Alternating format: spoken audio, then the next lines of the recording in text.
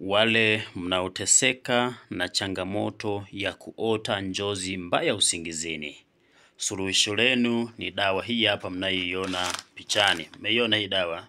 Hii dawa ambayo lebo yake ni hii hapa.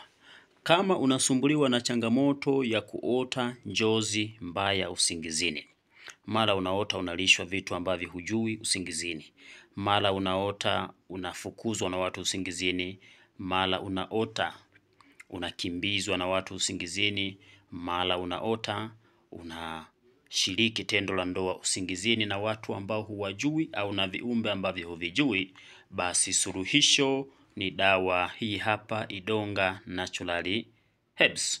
So yeyote ambaye anasumbuliwa na changamoto ya njozi mbaya usingizini, ukijifukiza dawa hii, majibu yake unaanza kuona ndani ya siku moja tu tangu unavyoanza kutumia dawa.